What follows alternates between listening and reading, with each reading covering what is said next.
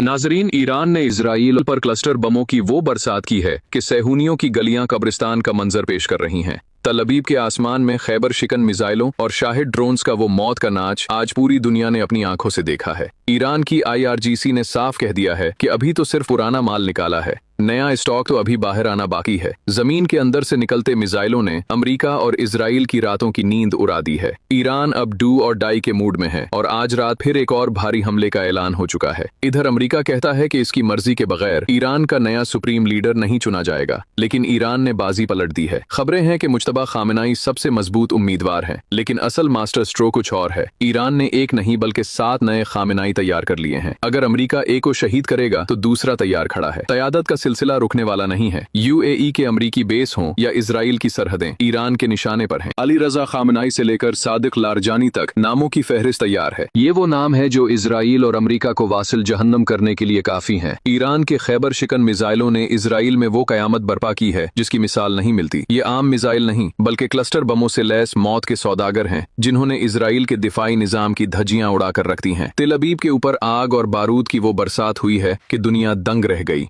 खैबर शिकन को बनाया ही इजराइल की तबाही के लिए गया था। इसके अंदर से निकलने वाले क्लस्टर बम फजा में ही खुलकर गोलियों की तरह फैल जाते हैं और इमारतों को जमीन बोस कर देते हैं। ट्रंप और नेतन्याहू कहते रहे कि हमने ईरान की ताकत खत्म कर दी, लेकिन ये मिसाइल किसी खलाई मखलूक की तरह आसमान से बरस रहे हैं और इजराइल के पास उन्हें रोकने का कोई रास्ता नहीं। हालत यह है कि हमले के वक्त इजराइल के सायरन तक नहीं बजे। क्या ईरान ने उनका कंट्रोल सिस्टम हैक कर लिया या उसे जड़ से उखाड़ दिया? इजराइल ने मीडिया पर पाबंदी लगा दी है कि कोई तबाही की वीडियो बाहर न जाए, लेकिन सच छुपता नहीं। अमरीकी माएं रो रही हैं कि उनके बच्चों को ईरान के सामने क्यों धकेला गया, क्योंकि ईरान अब सिर्फ दिफा नहीं बल्कि चुन चुन कर शिकार कर रहा है। ईरान की हिकमत अमली वाज़े है। इसराइल, अमरीका, मशरिक़ वुस्ता से अमरीकी असर रसूख का सफाया शुरू हो चुका है। तेल की कीमतों का दबाव हो या जंगी मैदान की शिकस्त, ट्रंप सरकार अब बुरी तरह फंस चुकी है। ईरान बेदार हो चुका है और ये जंग अब रुकने वाली नहीं।